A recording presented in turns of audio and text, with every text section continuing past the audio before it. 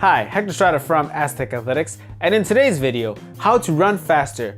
3 components to get faster. You're going to learn how to finally break your personal best. Are you ready? Let's jump into it.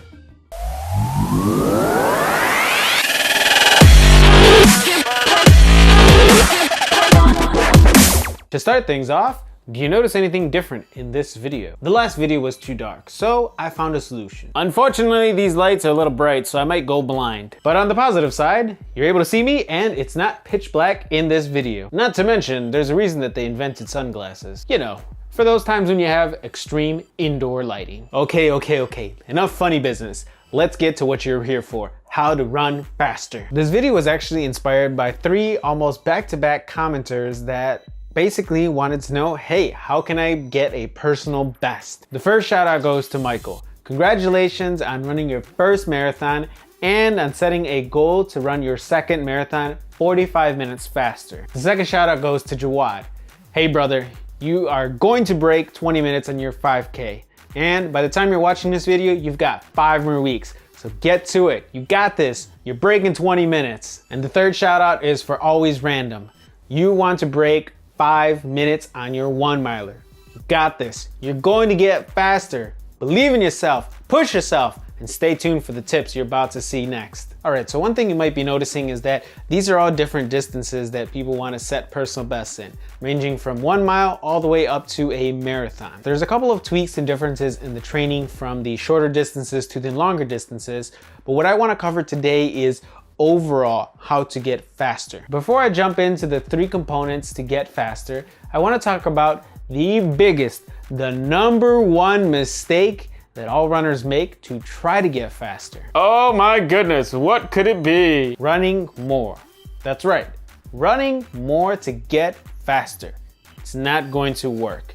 Here's why. As I mentioned earlier, there's 3 components to getting faster. Your lung capacity, your muscle capacity, and your motivation. You need all 3 to get faster, and just running more is not going to fulfill all 3 of those requirements. It's analogy time, so you can remember this point. Let's say you're trying to stop Scarface. Yes, that's right, the drug lord from the movie Scarface.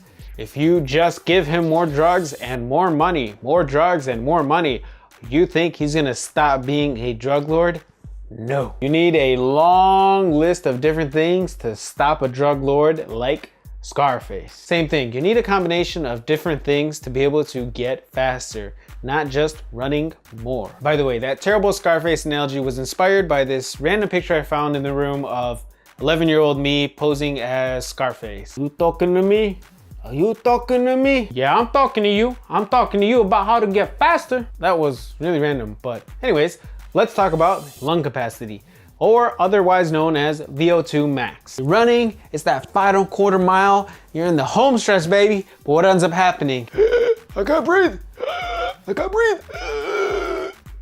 Your lungs, no, not your chi-chis, your lungs just can't handle that extra speed that you're trying to get out of your body to run faster and get that personal best. So you need to up your lung capacity, or again, what's called your VO2 max. So what that means is for every breath that you take in, how much oxygen is your body using from that breath? I'm just throwing a complete random number, but let's say you're utilizing 25% of the oxygen per breath. How do you jump that up to 35%? Increasing your VO2 max or lung capacity is very simple. What you have to do is push your lungs outside of their comfort zone. And the best way to achieve this is by doing all-out exertions. The first way is through sprint training. The second way is through hill training. The third way is through chest stretches. Here's a formula for interval sprints. First, you're going to pick how long you're going to be running all out for. So we'll use 800 meters as an example. Secondly, you're going to pick how many times you're going to run those 800 meters all out. So we use 4 as an example.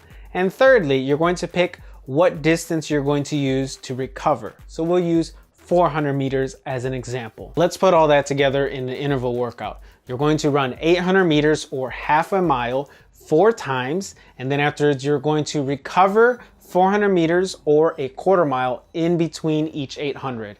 And that is how you design an interval training session for yourself, which will help you to increase your lung capacity. Now let's talk about hill training. Basically, you want to find a hill that will take you anywhere from 30 to 60 seconds to sprint up that hill. And then you're going to walk down that hill to recover and repeat this over as many times as you had planned. So let's say you have 10 hill sprints planned. So that means 10 times you're sprinting up the hill and you're recovering by walking down. Again, this will help to increase your lung capacity. The third way to increase your lung capacity is chest stretches. Why chest stretches? Because typically the majority of the day you're in a sitting posture. The sitting posture causes your shoulders to cave forward and your chest to cave inward. That's going to cause you to have tight chest muscles, and it's going to limit your ability to take a deep breath. If you're not able to take a deep breath, you're limiting your ability to take in oxygen. And there goes your VO2 max or lung capacity right out the window. Here's a stretch I highly recommend for you. What you want to do is find somewhere very sturdy that you can lean your back over. This could be a stability bar, it could be a sturdy table, it could be the armrest on a lounge chair.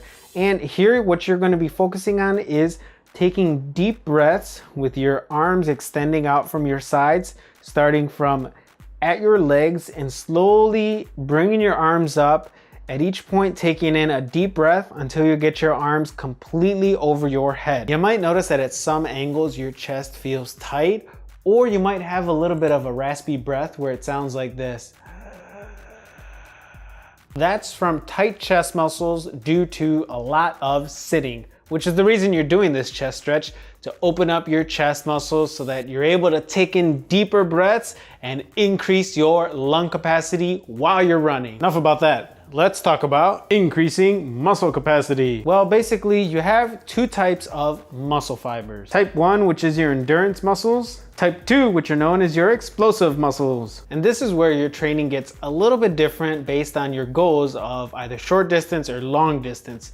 Because type 1 endurance muscles are good for long distance, whereas type 2 muscles are good for short distance. The best way to train either of these muscle types is through strength training. So if you're somebody who's looking to run longer distances and need a lot more endurance, you're going to be focusing on this training style. You train your type 1 endurance muscles by doing high repetitions utilizing low or light weight. If you're on the opposing end of the spectrum where you're running shorter distances and you need to be more explosive, the type of strength training you're going to be doing is more focused towards type 2 explosive muscles by doing low repetitions utilizing high or heavy weight. This way you're able to increase your muscular capacity to be able to handle the longer distances for endurance type of competitions or the shorter distances where you need to be more boom explosive. One of the other amazing benefits of doing strength training for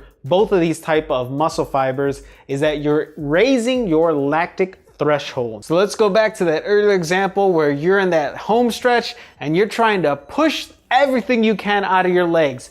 And we already talked about how your lungs may not handle it, but have you ever had the instance where you're pretty much waddling like a duck because your legs are seizing up from excruciating pain? Well, that's caused from lactic acid buildup that's released from your muscles.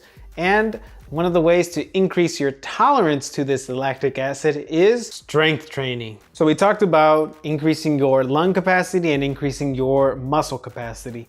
Let's talk about what brings these two together. Your motivation. In other words, how bad do you want it? Ugh!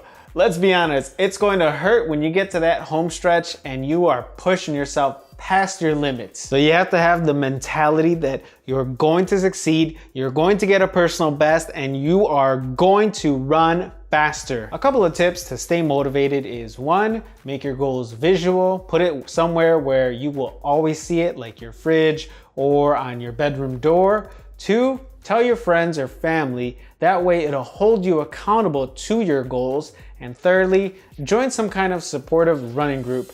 You can find somewhere in your local running store, for example, a group of people that are like-minded. You can share your goals, and again, they'll hold you accountable so you can achieve your goal. That's it. Those are the 3 components to run faster. Simple, yes. Easy, not so much. You gotta work your tush off. But that's the beauty of it. When you hit that new goal, great success. You will be feeling like a champ. If you found this video helpful, make sure to give it a big like, hit that subscribe button over there or down below so that you can get updated when our new videos come out every Monday. As always, knock it out, champ, and keep on running.